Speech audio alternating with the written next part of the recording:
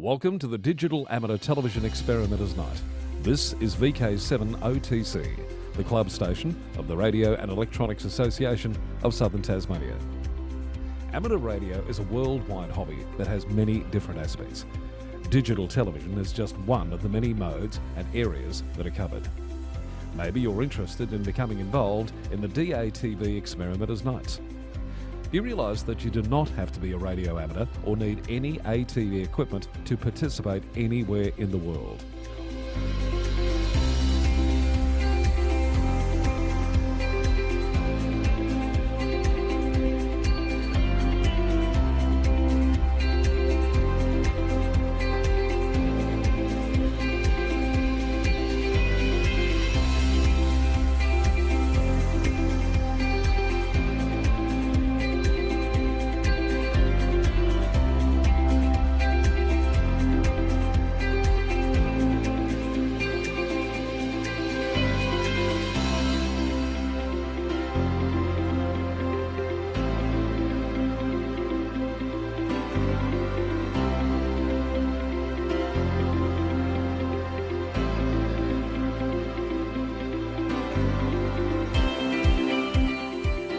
Also participate on the night by coming up to the Queen's Domain club rooms. Yes, right on top of the Queen's Domain in the heritage-listed Coast Wireless Station.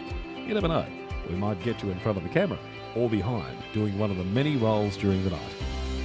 We get underway with our program on a Wednesday night from 7:30 p.m. local time. We'll see you soon. This is VK7 OTC.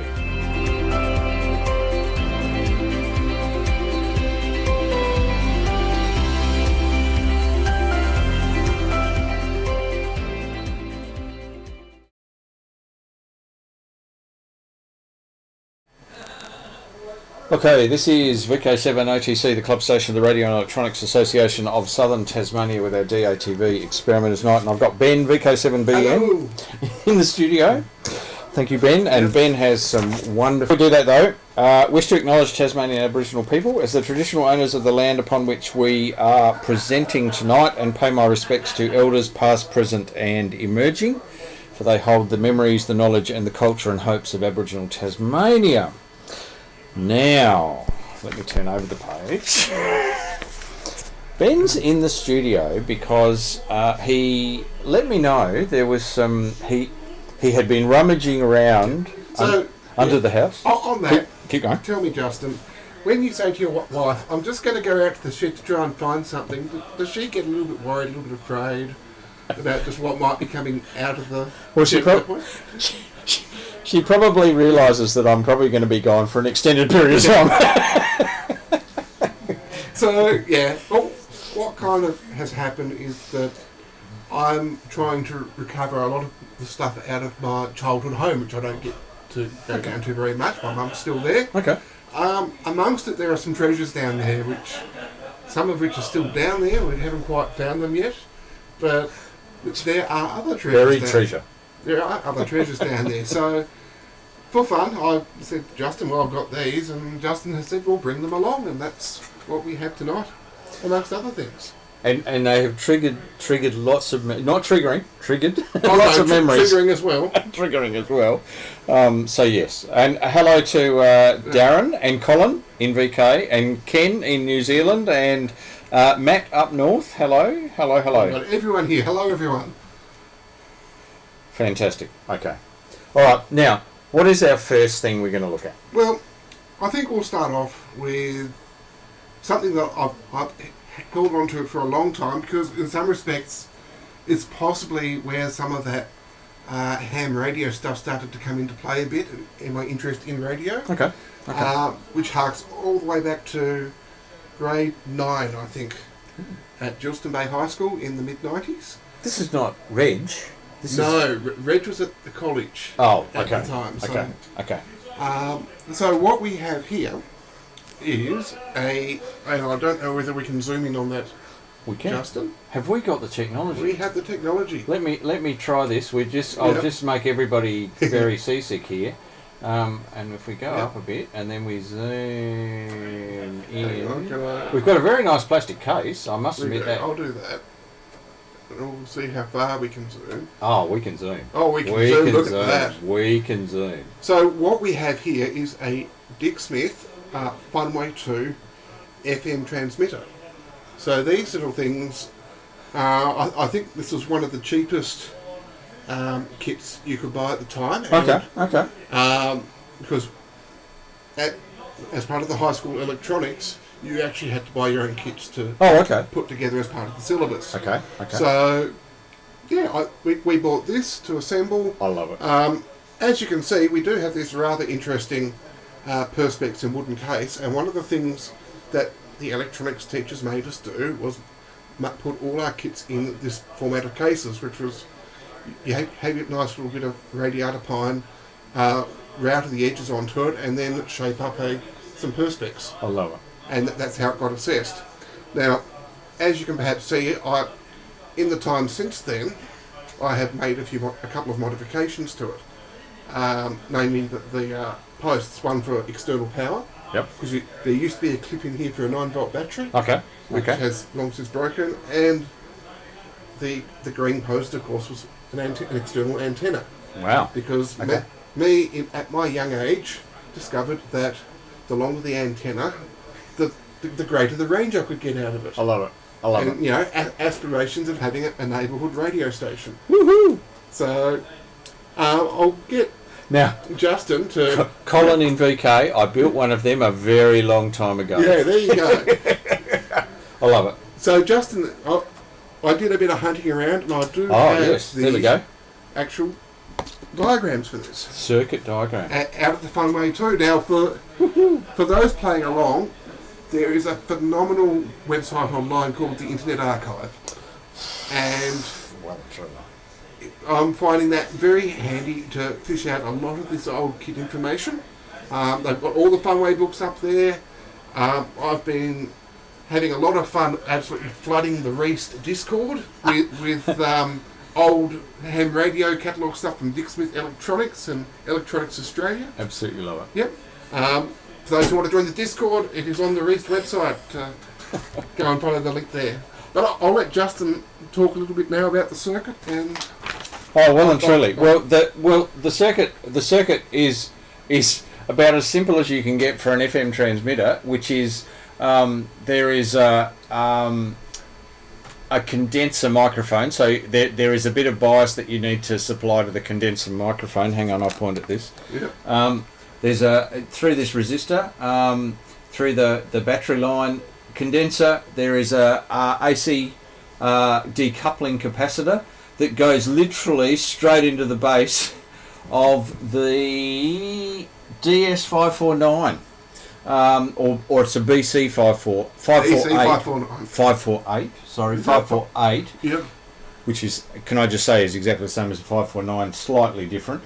549, I think, had a higher beta, had more gain, and this is biased into basically a little transmitter. So there is an actual tuned circuit side of this. So there is a variable capacitor, which I think is a there's a little variable capacitor, which is what, 6 to 20 puff. In a resonant circuit with an inductor where there's a tap off to the antenna, and literally it's being modulated. That circuit, that resonant circuit, is being modulated by the audio that's coming from the through the transistor. So it's about as basic as you can get. My recollections of it are that it transmitted on the low end of the FM broadcast band. And you probably had to do a bit of... adjusting with the trimmer. The trimmer, well and truly. Yeah. I suspect, because it would be as broad as a barn door. Absolutely.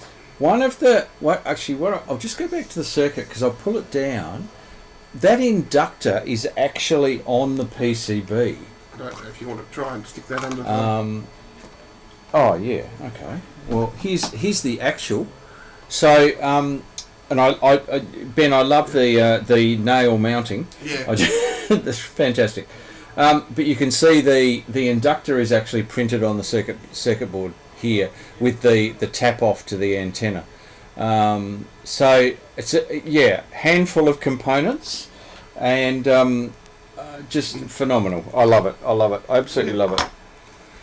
So so that's the first little nugget of information. And can I, the Funway. So I'll show this. I want to show this because Funway into electronics is one of those childhood memories. This is how a lot of people got into electronics. Apart from the electronics kits, the 150-in-1 kits which we've featured before, this was fun, and this was Funway too. So this was number 2. This was number 2 book. This was the one where you actually got PCB board as opposed to the plastic board with the screws in it. Yes, correct. They realised very quickly that was not good. Yeah, that was not good. But this is the Dick Smith Electronics Funway 2, and I just lots of people got into electronics through this. I've got to say that is a cracking little package, that one, because it's actually an unopened kit. Oh, it's actually because you're spot on. A few of these treasures, or a couple of these treasures we're going to be looking at tonight, actually came from a ham radio operator who was getting out of ham radio at the time. Oh, okay. And that was, I'd say, late 90s, and I'm really sorry that I can't remember the name of that gentleman now, but it's very likely Silent Key. No. But But yeah, he gave me a whole heap of stuff, including an ancient valve crow and frequency counters. Like, it was all 1950s, 1960s era electronics at the time. A lot of that's been now passed on. Yep. But yeah, a few bits and pieces remain in the childhood home. Love it. So, and hello to Lionel across in the US. G'day, Lionel. I know think I've spoken to Lionel a couple of times on Mastodon. Yep, there you go. Yep. KJ7OFH. Love it. Good stuff. Now, what's next? So, admittedly, this was a time when I was building electronics. There was a point where I was younger still and didn't even know about electronics. And again, probably mid to late 80s, walkie-talkies were an exciting thing. So everybody wanted walkie-talkies. Everybody wanted walkie-talkies, and unbelievably, I managed to find 2 Dick Smith Electronics Pocket Comm IIs in my pile of stuff. They still actually work, albeit that they're missing their battery cover at the back. I'm going to see if a friend will kindly 3D print something for me. But they very much work. They work. We'll demonstrate them. We were playing with these. We'll demonstrate them. And one of the things I think I noticed is the lack of a squelch. No squelch. No, don't need squelch. When you transmit, 99, this is 86. 99, this is 86. So, it should just work fine, although you probably can't do it very well. But, yeah. They're very unstable too. All on 27 megs. All on 27 megs. And I actually doubt that. Oh, mate, no, maybe it is, because on the back of here, it says Dick Smith Electronics, but this device complies with specification RFME 001 of the Australian Department of Communications. Yes. So maybe there is a crystal in there. Maybe there is. I believe there is on the rig, one of the RigPix databases. It does say that yes, there is a crystal in there. Well, I there you did go. look it up at one point. Absolutely love it. Yeah. And the blast from the past for me as well was I have some of these as well. I don't even know whether they work. I really don't know. But I was really impressed it worked. Well, truly. Well and truly. I mean, they've been beaten around quite a fair bit. I had Colin in VK again. Yep. I had those as well. My sister and I were talking, and someone from a different state came on and told us to get off the radio, laugh out loud. You could pick up every CB channel all at once. There you go. You've just unlocked a vivid memory for me. I we progressed to a slightly more modern walkie-talkies. Okay. I think, again, mid-90s. Okay. We were mucking around with these in the bedroom one night, and all of a sudden this trucker comes on. And like, you know, a couple of teenage kids, having a big old laugh because we're talking to this trucker, and they're like, "Where are you?" And he's like, "In New South Wales." So this I love is it. Classic 11-metre sporadics. I absolutely love it. So that was very much a vivid memory there with those. So, yeah, those 27 meg walkie-talkies, lots of fun. I love it. I just love it. And the fact that they still work is just off the show. So, we've shown you a couple of things that work. Unfortunately, this thing I'm going to show you now isn't in a working state at the moment. It was when I turned it on probably 10 years ago. Okay. It really isn't now. So this is a zoom in. This is a zoom in shot because this. And I said to Ben earlier, I actually don't remember this kit. Sorry. I'm getting everybody seasick here. There we go. This is the Electronics Australia VHF UHF multi-band receiver, which its first article came out in January 1990.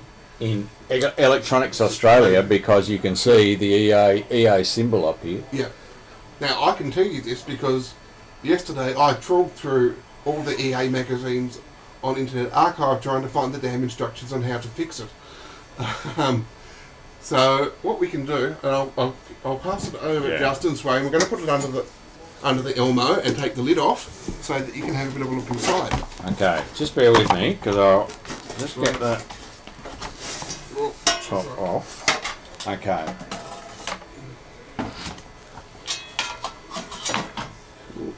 Okay. So if we head over here, that's that one. Well, there you go. That's not bad. That's not bad at all. So you've got.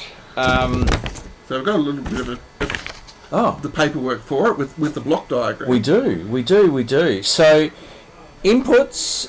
There is some amplifications. The first mixer. There is a 39.3 to 43.3 megahertz local oscillator. It goes into a first IF amp up to 10.7 megs. The second mixer, which is an MC3362, which I think you'll find is that large IC that you can see. Second IF, which brings it down to 455 kilohertz. So these are pretty usual IF frequencies. There's a limiter and detector. There is a frequency shift keying comparator for data output. So there's actually a data output on it. So that was pretty revolutionary. Signal strength meter, muting circuit out to the audio amplifier, etc., etc. So I'll talk a little bit about that there, but anyway. Yeah. So VHF UHF receiver. I'm just wondering what it actually covers. We therefore thought very suitable for the amateur radio receiver starting from 50 to 54 megs. Listen to. It's on the front. You silly boy. So there is a 6 meter, so 50 to 54, and then there is a 144 to 148.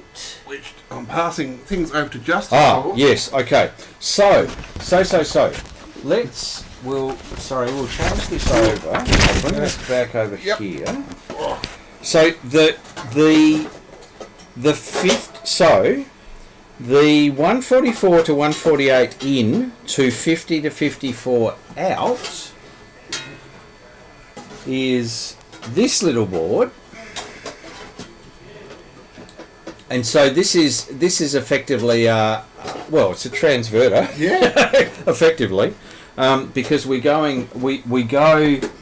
at high down to low, so 144 to 148 in on this side, and then we come out on 50 to 54 down here. And then I'm actually not sure what this is, Ben.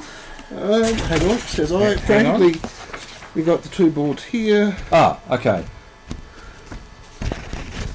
So There we this, go. this board, which is the companion board for that one that we've just shown you, this board... Oops, sorry, that one. There's another block diagram with an oscillator. of the converter, which uses a phase lock loop system to lock the local oscillator.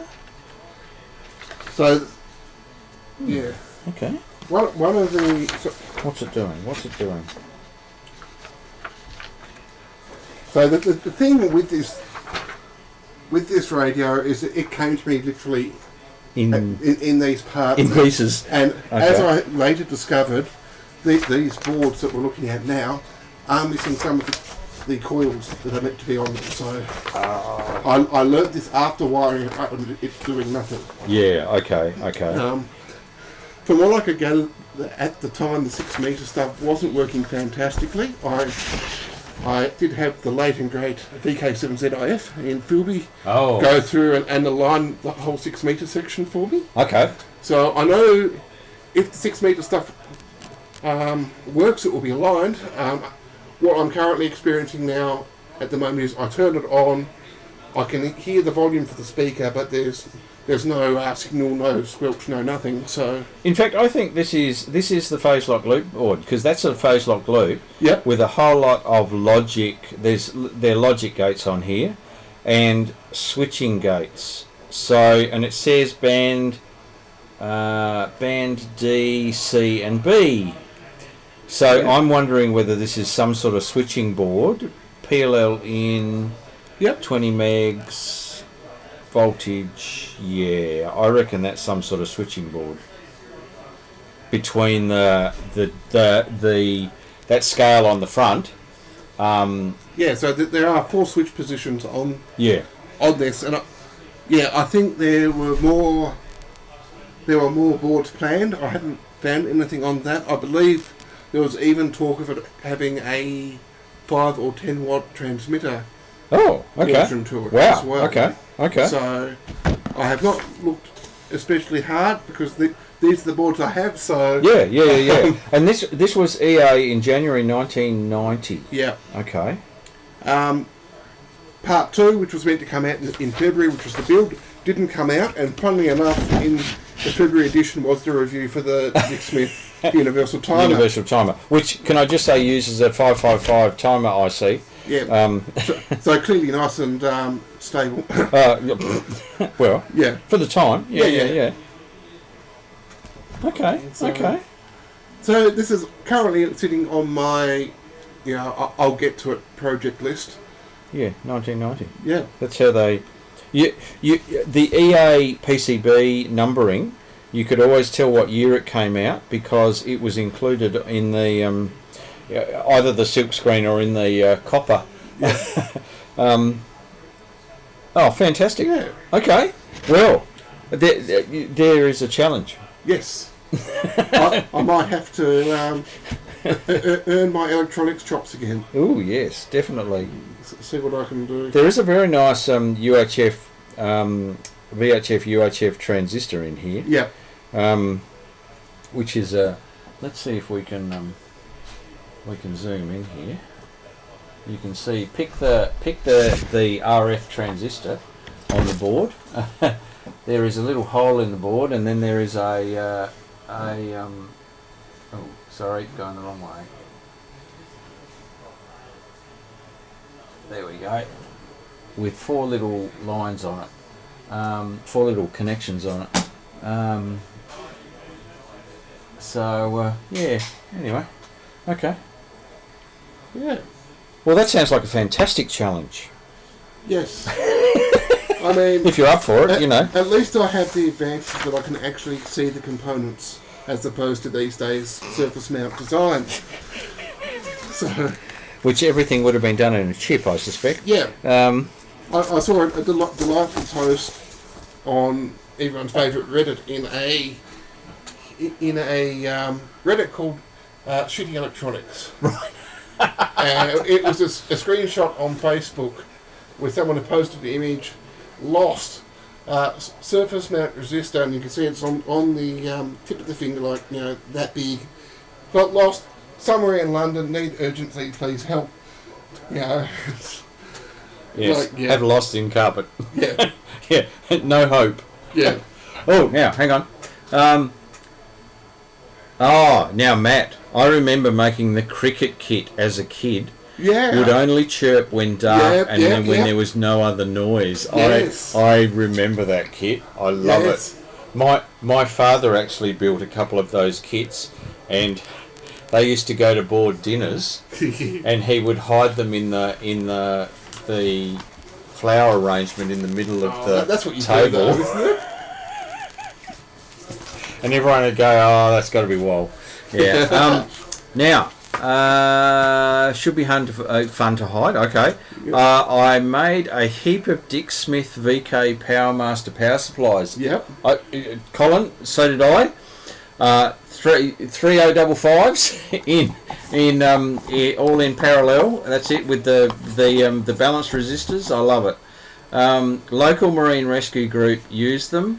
Some are still going 30 years later. Well, my Powermaster at home is still going strong. Yeah. It's got about 6 real 2N305s. Can I just say, 2N305s. And if memory serves correctly, every 2 or 3 years up here when we have a car boot sale, one invariably appears. Well and truly. And money is exchanged, and it finds a new owner.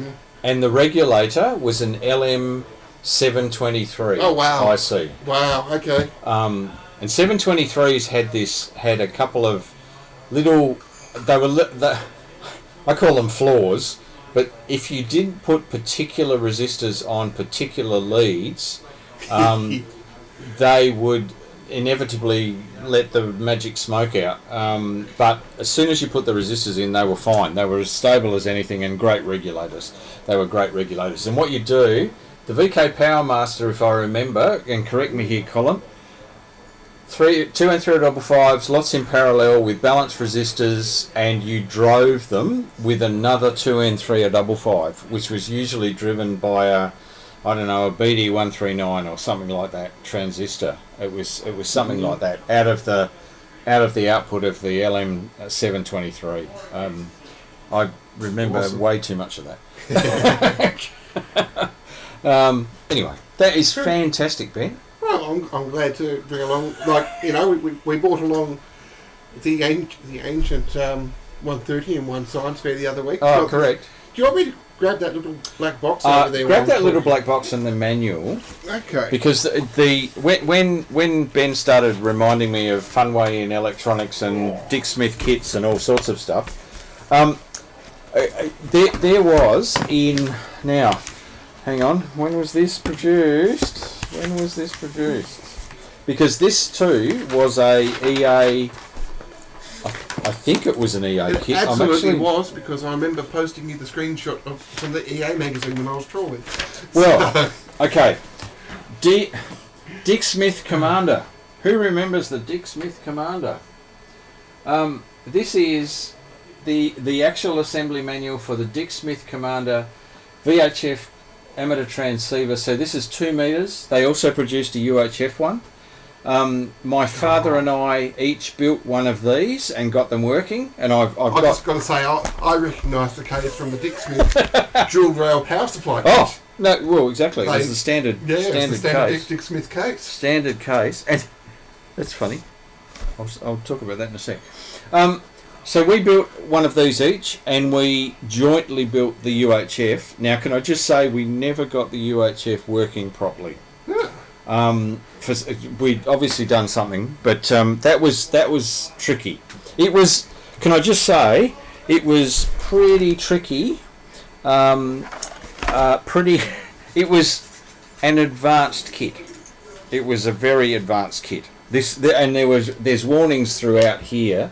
Around it being, please don't try this if you're not experienced in electronics, building electronics kits, etc., etc., etc. So don't build if you're picking the soldering iron from the hot end. Correct. Like most of the AI generated memes are. Can I just say? So, to show you inside the kit, Do you need to get those butterfly screws out of it? I probably need to undo them, though. Yeah, that's a bit better. Oof. Yeah, okay. It's gaffer taped in. Now, if I show you, this is the kit. Damn. That is And something. can I just say, it's many hours of work, and can I say the instructions that are sitting underneath it are excellent. They were excellent, and you follow the instructions to the letter. All of these IF and impedance transformers are all pre-wound. You just solder them in. It's all phase lock loop, and you'll notice in a few places here there is a little ZTW. My call sign when I came to Tasmania went from VK5 ZJV to VK7ZTW. The frequency was selected via thumb wheels on the front, and there was simplex minus 600 or plus 600 for repeater offset. That was it. You couldn't vary that at all. Admittedly, you didn't need to back in those days. Oh, correct. And there was an anti-repeater button here that basically switched off the offset. Normal and 5 plus 5 kilohertz. I've put an extra thing on here because I was using this for the broadcast at one stage. But it was, I think it was 5 watts. I think it was 5 watts. Might have been 10 watts actually. No, 10 watts. Wow. 10 watts nominal, 15 watts maximum. It was only FM, obviously, but that was the kit. You built it up, and it worked. It actually worked. So yeah, that's the Dick Smith Commander. I don't remember what they called the UHF version of it, but they called the UHF version was obviously needed to be a little bit better, spec. We never quite got that one working. It's a huge manual. It is 63 pages long, the assembly manual. And they go through the programming of it, the wiring, all pictures. So you went through in stages. You went through in stages. You can see there's a whole bunch of capacitors that are in there. You go to the next stage, and it's the next lot of capacitors, etc., etc. So manual was really good, and you ended up with a radio that worked. And for a long time, this was what my father and I used for 2 meters. Back in Adelaide in VK5. So anyway, so that was the Dick Smith Commander 2 meter radio. I love it, absolutely love it. So thank you, Ben. You're welcome. That was a blast from the past. That was an absolute blast from the past. I do like doing these, and I'll have to do about the Baycom next week. Baycom modems, Yeah. still on them, and Tom Moffat's Baycom modem. Now, Colin in VK, I looked at that kit, but it was a bit beyond me back then. Okay, well, can I just say, Colin, it stretched me and my father significantly, but we actually learned a lot from building that kit, so it was good. Hardest thing I built was the Dick Smith radio direction finder, I think. Now, Colin, hold that thought. We had a car boot sale. We did. On Sunday, and there was treasure shared around, and one of the bits of treasure that was shared by Hayden, I bought from Hayden. I actually bought this from Hayden. Was a brand spanking new Brian Ackley, who knows those people who know Brian VK3YNG.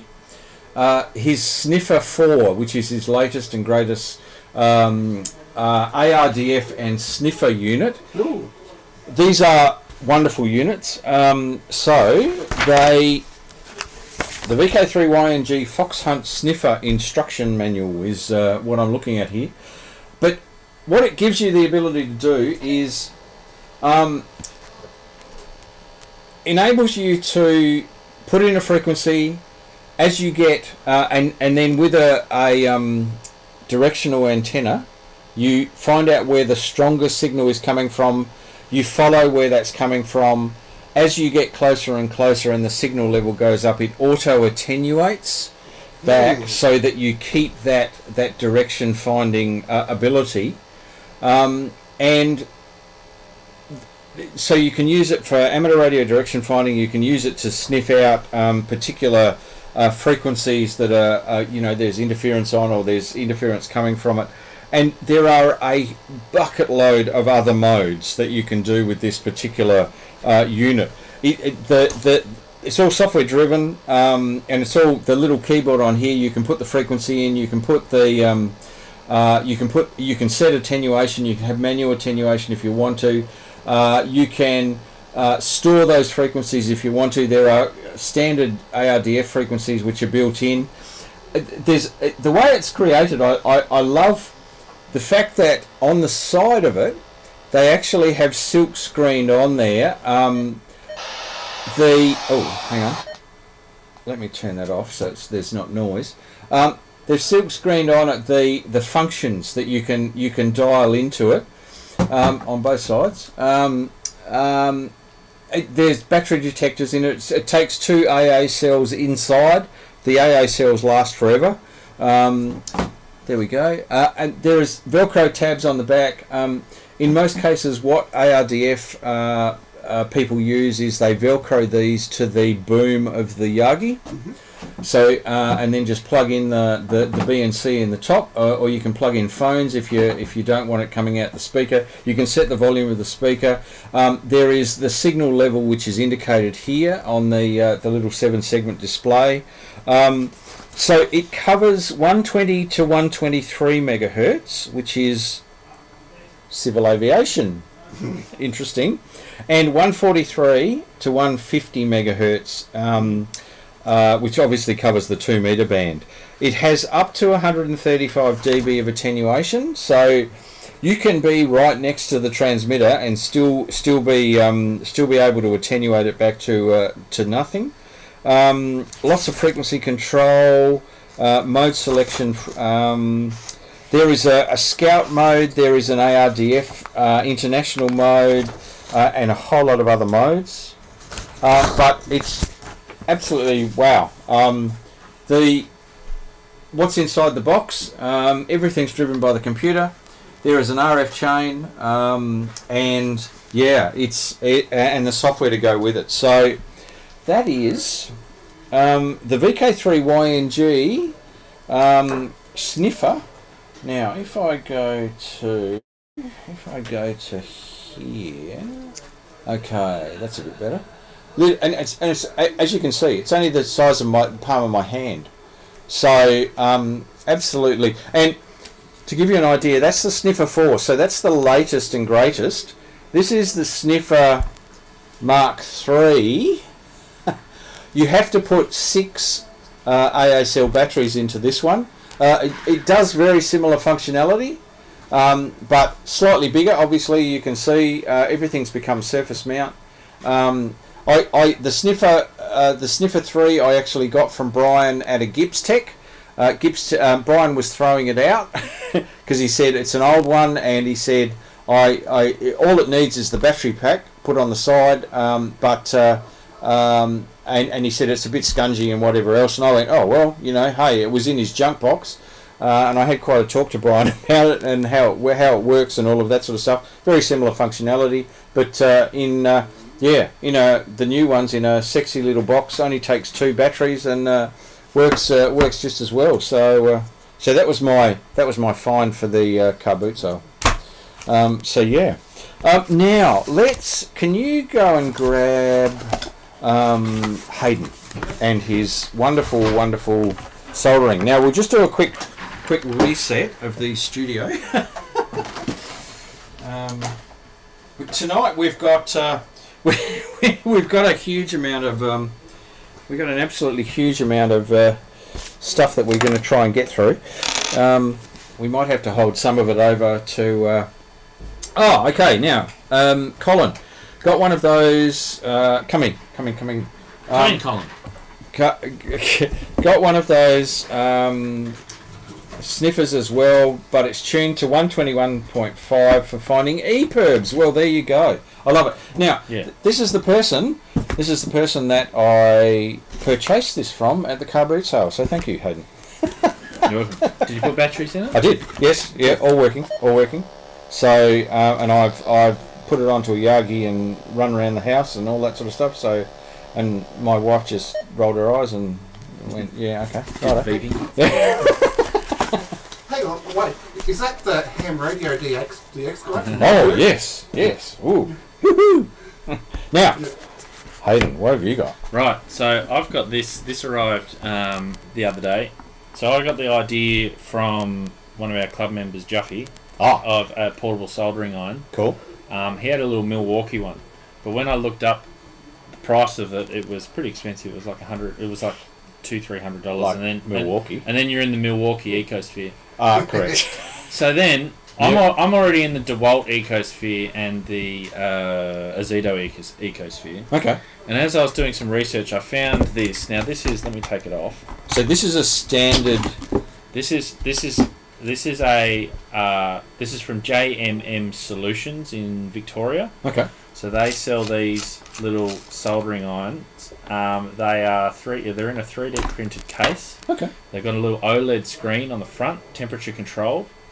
Little 3D printed holder for the iron. I love it. They do sell different tips. Okay. So the tip that comes with it, I'm not really a fan of. I like the rounded tips. Yeah. Okay. So you can take that out and you can get replacement tips. I love it. I think about $13-14 for a new tip. For that whole thing. I think it's the whole thing. Yes.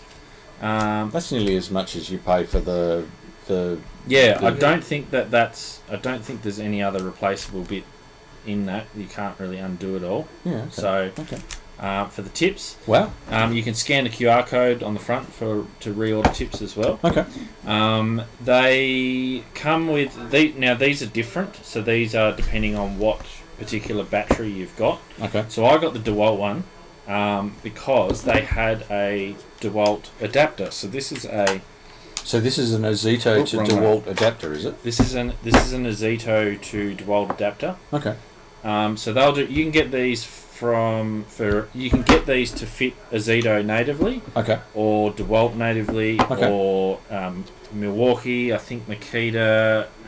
What's the other ones? AEG. I think is the other one. Yeah. So then I thought, cool. Well, I'll get the DeWalt one, and then what I can do is then I can use it with my Azeto ones with the adapter as well. I love it. And when you power it up, it beeps really loudly at you to tell you that it's on, and the temperature goes up. They Pretty quick. Yeah, they claim that it heats up within about 8 to 10 seconds. So there we go. We're at temperature now 280 already, and just to prove it. There you go. We're melting solder, Yeah. and then you can adjust it all the way up. You've got the adjustment up there, and that goes all the way up to 480 degrees. Wow. Or you can go all the way down to 200 degrees. Okay. And you've got temperature, which I think is the temperature of the unit, is 27 degrees.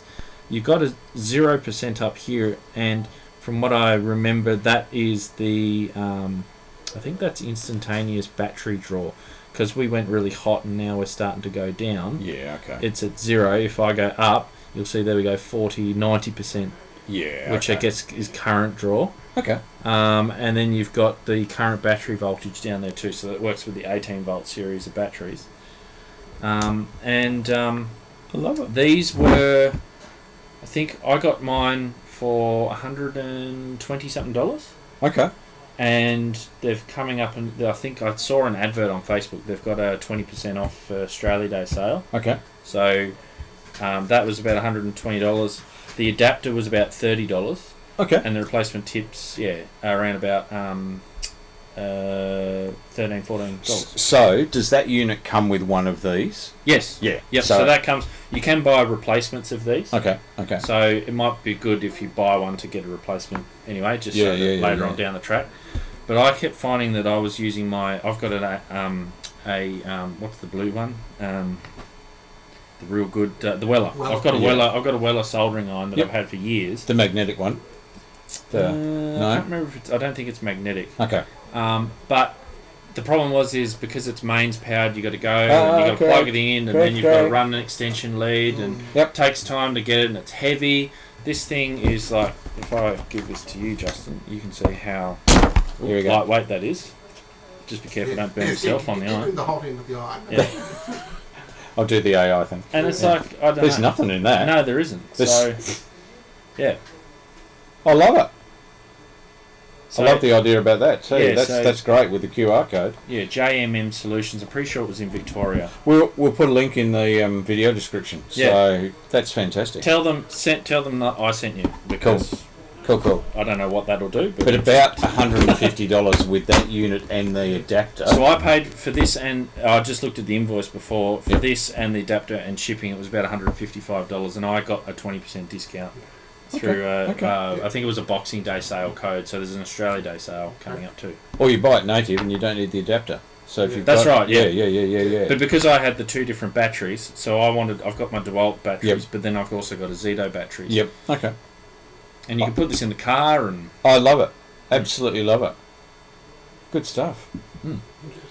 I love it. That's a bit of a nice bit of innovation. And the fact that it goes all the way up to 400, and the OLED screen's really easy to. Yep. You could see that in daylight, in sunlight. Yeah. Which is great. Okay. Yeah. Fantastic. I think it's an awesome little piece of kit.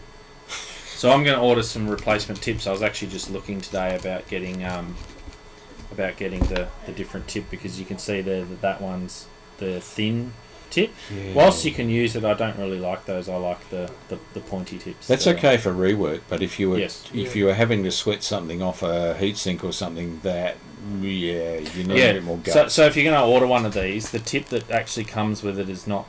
I wouldn't say it's good for general soldering. Yeah, okay. So go onto the tip page and order yourself a couple of replacement tips when it comes as well. Yeah, okay. And that's that bit that pulls out. That's that. Yeah. Okay. And then I have undone this bit, and that sort of shows you. Yeah, okay. What it looks like in the the bottom of the strain relieved. The bottom of the thing. So yeah.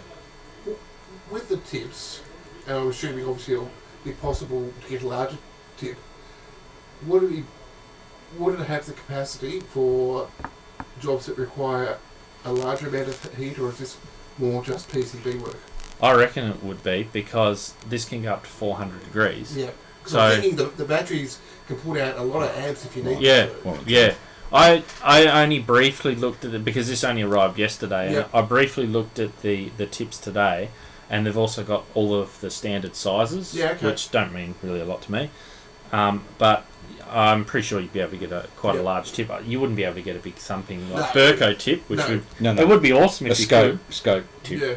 If I don't know if anyone from JMM's watching, but if they do watch, then maybe a big tip would be good, because big Burko tip on the end of a thing. If it can get up to 4, I guess it depends on how hot it can continue to maintain it at 400. But I didn't get it for that. I just got it for the odd jobs and it's portable. Yeah. And the good thing is if you're out on field day, like the weekend, and a connector breaks, you fix it in the field. You can fix it. Well and truly. That is fantastic. Having had to go all the way down to Eagle Hawk Neck, set up, and then pack up and come all the way back because there was a broken joint in my antenna, that would have been handy. Yep. Fix on site. Fantastic. I love it. And I couldn't find, when I had a look in my research, I couldn't find anything like there's gas irons and stuff like that, but I couldn't find anything else like this. And everyone's got one of these batteries. Yeah, well and truly for their whatever cordless drill or whatever. Yep. Yeah. Okay. Excellent. Yeah. Love it. Thank you, Hayden. I better go order some replacement tips now. They all sell out. Nah. So, can you grab Tricky, please? Tricky and Murray, actually. Tricky and Murray. And Murray as well. So, hello VK4YT. Evening all, watching from Townsville in very tropical North Queensland. Love the idea of portable line. I agree. Fantastic. And Bronson, it's awesome. Definitely need to look to getting one of those. So, JMM Electronics, please come in. I'll say bye, sorry. Seben. Yep. And we'll put a link in the video description. Now I've got Murray VK7ZMS and Richard VK7ZBX in the studio. Now these two have for those who don't know, have an awesome field day van that was up on top of Mt Wellington over the VHF and above field day. So how did it go? Excellent. Yeah, we had a ball. Okay. Excellent. Cool. And what was the highlight? First 13 centimetre contact from Hobart into Victoria. I love Got to it. be happy with that. Okay. Actually, increased the distance that Hayden and I worked by 25 k's, and we worked Ralph. Okay. Now, 13 centimetres is 2.3 gigs? Yep. Yeah, 2403 150. 20. Okay. Fantastic. And what sort of power were you running? We were running a massive amount of power. 2 watts. 2 watts. 2 watts. And how good was the contact? What was the signal? 5 and 7, I think. Yeah, it was Okay. That's pretty cool. Quite leisurely. bit of QSB, but I don't. It never dropped below about S3. Okay. Righto. I love it. Now, what was the second highlight? 23 centimetres Yeah, it worked. into Victoria, Okay. and lots of 270 contacts. Yeah. Okay. Which is not particularly easy from this end of the state, No. because ducting gets The mountains tend to cut off the ducting. they do. That's one of the issues we've got. That's what I was looking for. You can put okay. that under the. Right. Okay. Microscope. Okay. That was good, wasn't it? Let's try that. Oh, why isn't that working? That's not good. I think you've I've comprehensively stuffed it. Oh, there you go. No, there we go. Just when you think it's safe to go back in the kitchen. So, let's zoom in here a little bit. So that's the setup. So, what are we looking at? What are we looking at? So Starting at the top? starting at the top, we've got 6 metre MOX on, 2 metre LFA, Okay.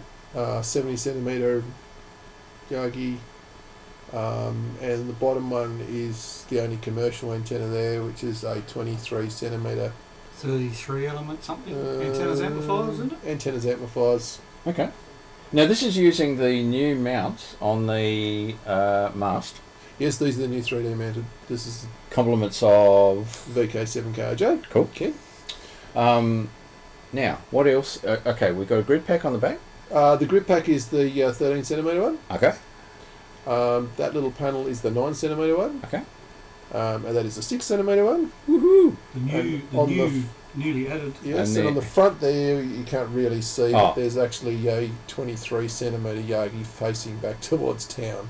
Okay. Okay. Because now we have enough gain on the one facing north that we don't talk to anybody local. So Right. Okay. It's all pointing at and north. that's 3 centimetres on the ground there. I love it. With a newly designed drive-on mount with a ratchet strap to hold hold the tripod down to the mount so him can't blow away. You can't really see it there, but there's actually a very intricate steel base that sits in. Oh, okay. To stop the legs moving. Yeah. Okay. And a mounting point in the middle that straps it to the centre of the tripod. Okay. And the unsophisticated part is the 6x4 that we just piece of 70 put over the base and then with drive the car wheel onto it to stop it coming up. The rest of it's actually quite cash. Now, you did a talk at the conference. What was the title of the talk? It's Not Stupid If It Works.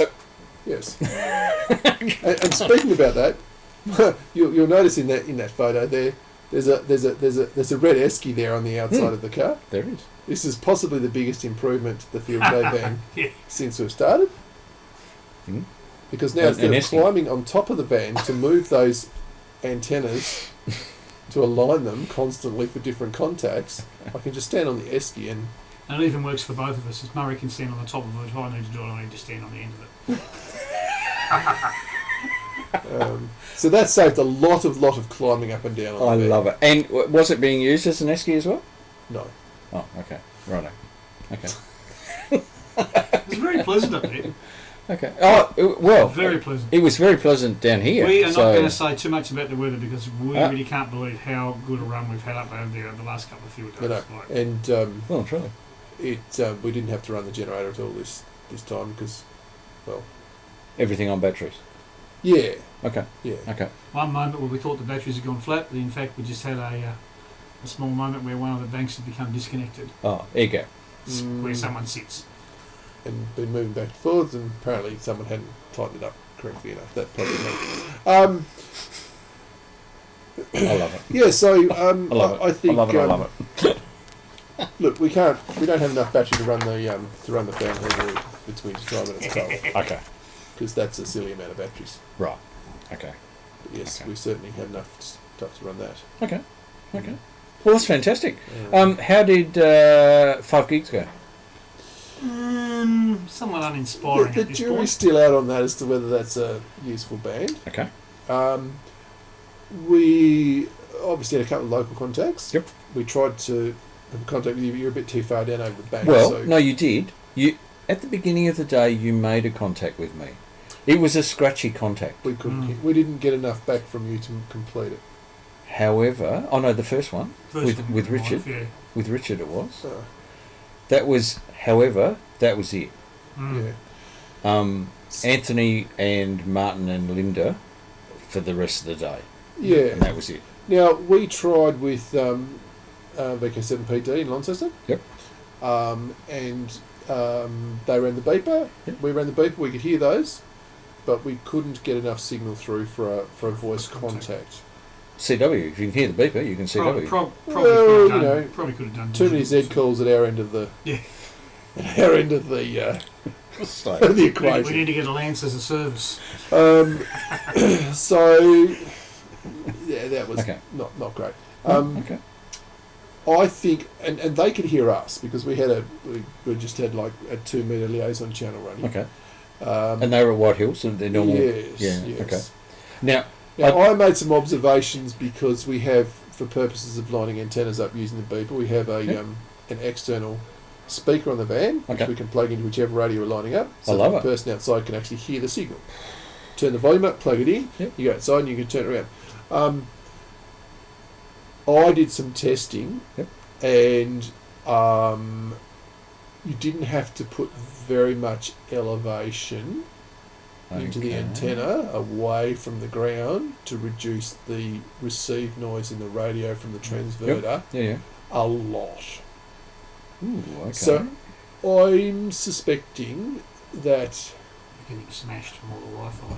We've got a reasonably high gain aerial pointing out across the city with a million transmitters on those frequencies. I think to work Launceston, I think we're probably going to have to go for a higher gain dish. Try and notch out. Also, because we're on the side of the road, we're going to try and leverage a bit of natural attenuation by means of rock. Yeah. And we're going to put probably a dish on the ground like the 10 gig one. Yep. To try and hide some of that. Yeah. Get down behind it all. In the shadow of the... These are, it's high enough a frequency that should offer a reasonable amount of... Well, it should. Yeah. Well, it should. I was seeing a shed load of noise because I had the 705 on the transverter. Ah, yes. So I was seeing the waterfall and I was seeing data bursts all the time. Because that's on a Wi-Fi channel. Right on a channel. So and they were in the middle of nowhere at White Hills, and so they could hear us, and we couldn't hear enough of them to get through. Yeah, okay. And they were playing us our beeper back over 2 metres. Yeah. And we were very clear there. Yeah, okay. So... Bugger. Okay, no, well, next time, but... Work in progress. But having said that, we go to the shop, we didn't really test it beforehand, did we? No, So, we didn't have it. We'd We'd only just got the them. week before, and, Yeah. But I think... like Peter's got a 40 watt amp, I've got a 40 watt amp. Yep. I'm sure we can sort of smash our way through, but I don't know, I just think might... Yeah, so we were just working barefoot on like the transverter, so okay. Normally 2 watts. Yep. I don't know, my thought is, my gut feeling is that we should have been able to do it, really, but maybe we just need a bit more... I think if maybe we go to that rocket dish or even the 900... Even if we'd have maybe moved it down onto the ground or something, but I think we were just getting smashed with interference. That's I'll be my feeling. fascinated to see what happens when you move it to the ground and try and do a bit of shielding. Or go to a location that's high without all the Wi-Fi. Yeah. I mean, look, by the time you get up to 10 and 11 gigs, Rich and I have done a lot of work with stopping water reflections on commercial equipment. Yep. And you don't need much of a rooftop to stop that. Like, if you can move the dish far enough back along the roof so that it can't see the water, those reflections literally just disappear. Yep. So I think if we could get it on a tripod on the ground where it can't see the city, we might just... Maybe even look at one of the rockets we've got has got the side skirts, which might sort of give us a little bit more sort of... Because it works on... Just shielded a bit more. The 11 gig system to sort of stop a bit of ground noise sort of creeping into the... okay. Sort of spilling over into the dish. Okay. Well, okay, all learning. This is good. This is good. Underwhelmed at this stage. Underwhelmed. Okay, righto. Well, you make some contacts on it. Yes. Yeah. I did. I on the Sunday at the car boot sale, I did shake both Linda and Martin's hand because they were my first and second. 10 gig? No. 5.6. No, I've had 10 gig contacts. That's okay. But it's the first time I've worked there on 10 gigs. Oh, okay. Oh, yeah. Because they're now on everything. Not 3.4. Yeah. Oh no, they're 3.4. Yes, they are. Yeah, their 3.4 was described to me as embarrassing by Linda. Yeah. Oh, yeah, that's why she didn't come up on it. Correct. Yeah. Correct. So I think they had issues with the antenna. Right. So anyway, now Richard, you have bought some other show and tell. Only that's the log. Very impressive log. Thing from now you used VKCL. I appear to have been the only one who used N1MM. I gave using N1MM some serious thought, but I chickened out. Sorry, I'm putting it out there. But I chickened out. So let's zoom in on all you need to see the box there.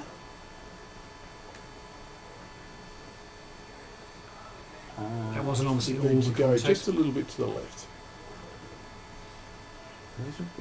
Over to the right is there the... you go. Yeah, That's what I want. Sorry, I'm looking at that going, hang on, that's not telling me anything.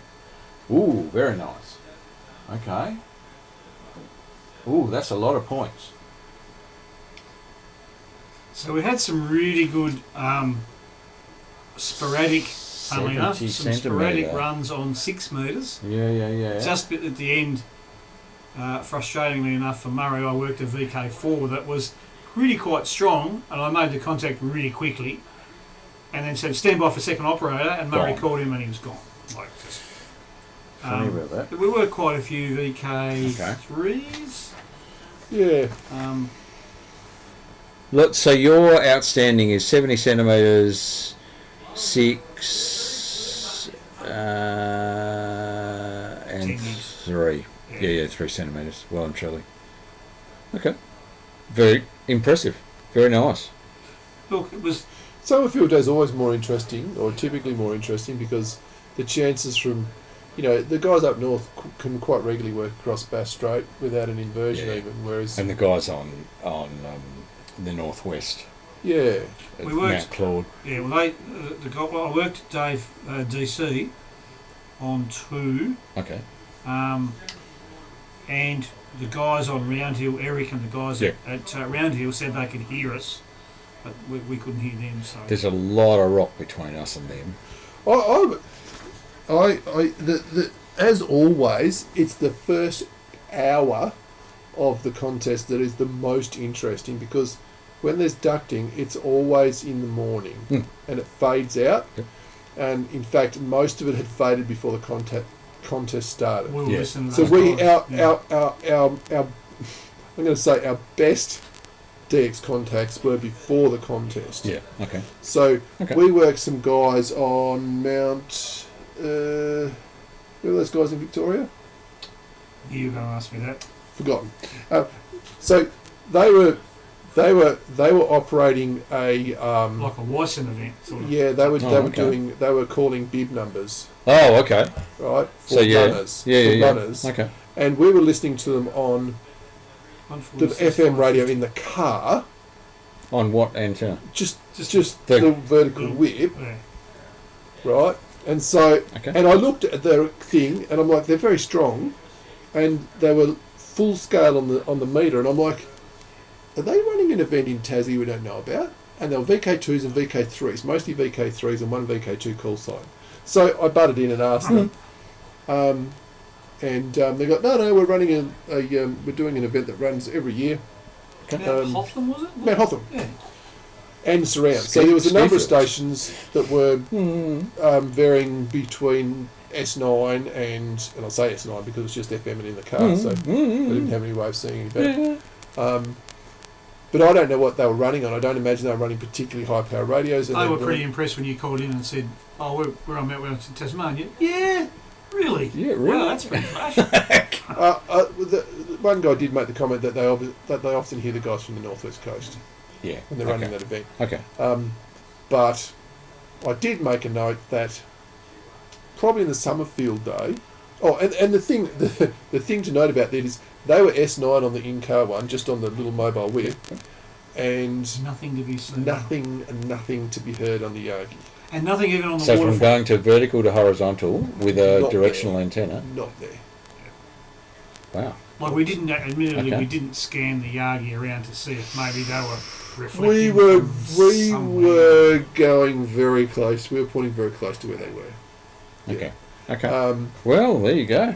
So you could hear a bit of a hint of them, like you turn the speaker right down and listen really hard. But so I think so. That's next 20 year, dB. You lose 20. You're losing 20 dB, and you reckon they were 5.9 on. Yeah.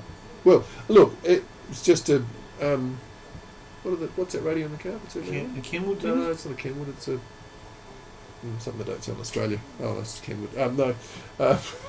Something else. Okay. Alinco. But they were very... Alinco 2 metre... Yeah. Just...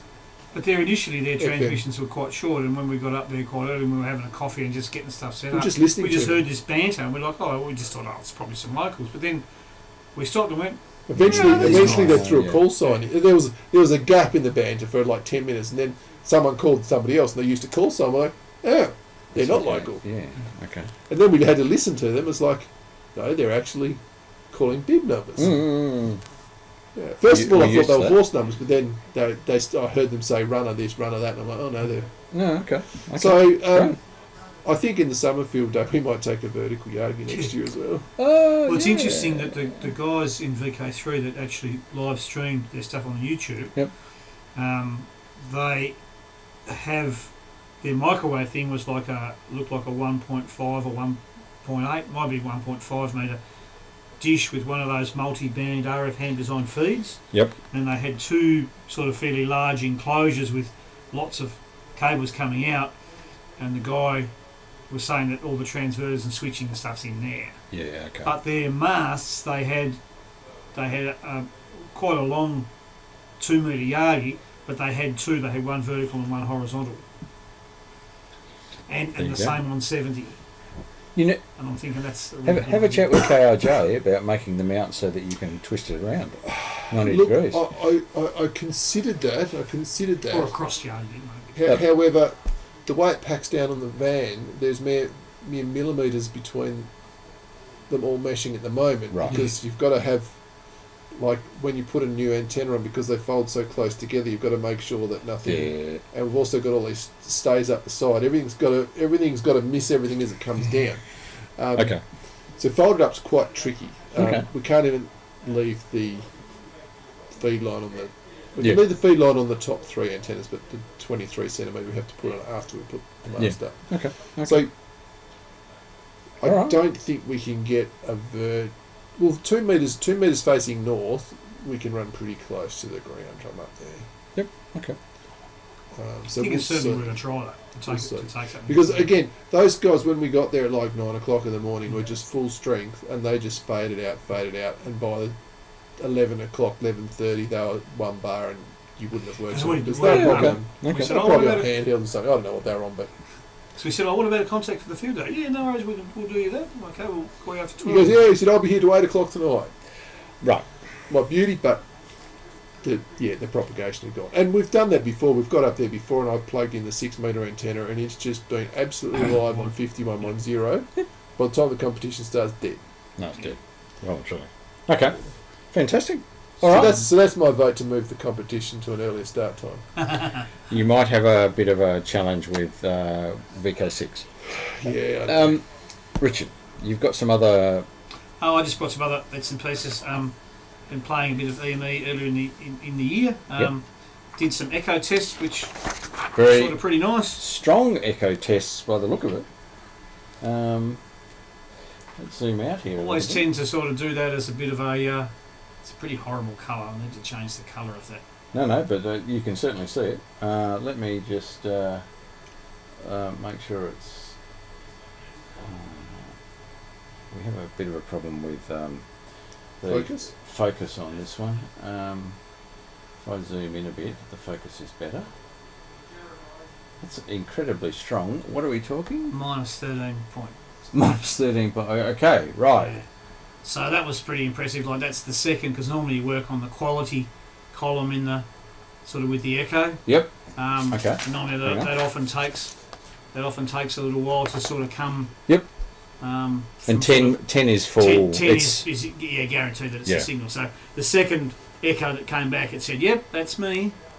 So it was, and the spreading was still 140 hertz. 160. 160 hertz. 163. Oh my god. So, yeah. Okay. It's just the final sanity check, because I'm pretty sure that night it was cloudy. It's like, so am I pointed in the right place? Let me do a quick echo test. Yep, pretty happy with that. You're there. Excellent. Okay. And then there was just. Now these again are very, very strong signals. This is from DL0SHF, which is the German beacon. Yes. And huge signal. Obviously, you can see there on the even periods, there's the Q65D. Yep. Based on 1,000. Actually, I tell a lie. It's Q65E. Okay. Submode E. That's based on.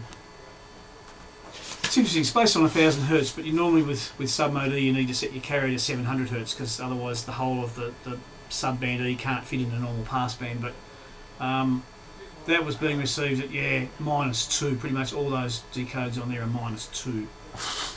That's rock crushing. Which is. You would well and truly be hearing it. I'm not sure. That may well have been my normal reception level for the beacon at that sort of level is about -6. Okay. Like the odd -5, but I believe that was me playing with the noise reduction figure on the 9700. Okay. Which sort of tinkers a bit with the audio, actually reduces the noise, and of course when it gets to WSJTX it only does like a signal to noise thing, so obviously there's less noise, so the signal appears to be higher. Yep.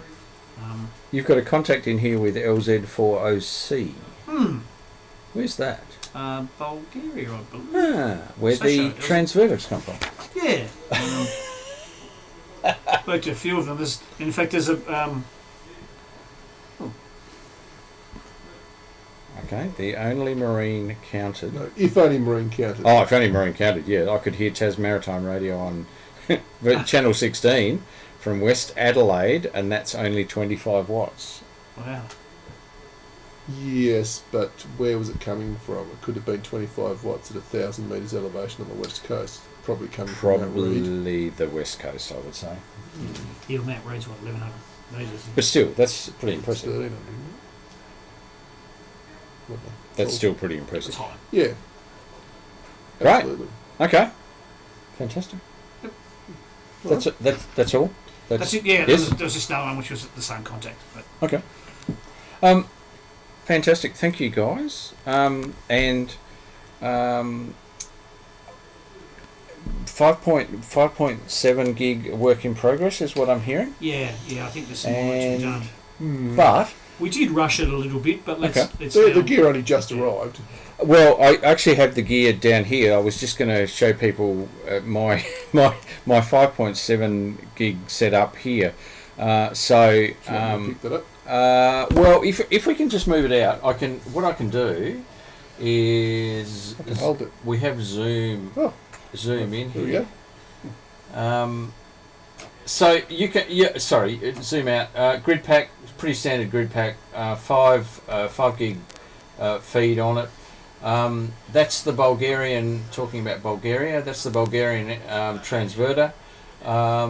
You can see how far can I go in here? Oh, I can go in here quite a bit actually. There you go.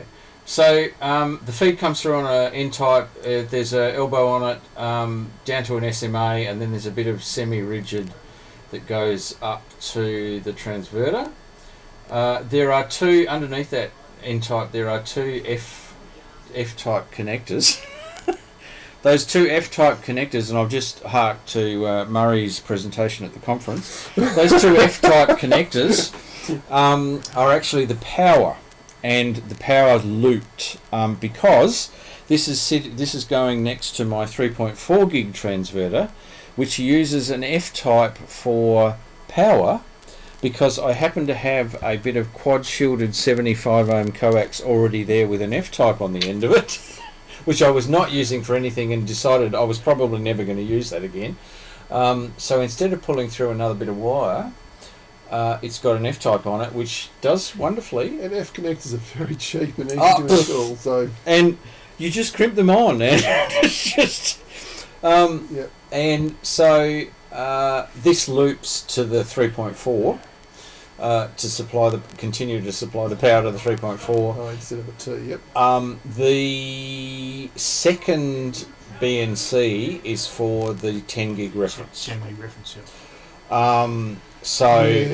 And then that's got a bit of RG174, which is the thin coax on it, and then the other one, actually, if I zoom out, you'll see that zooms up to the top of the box. That's the 10 meg reference, and then the other one just has a SMA elbow on it, going for the 430.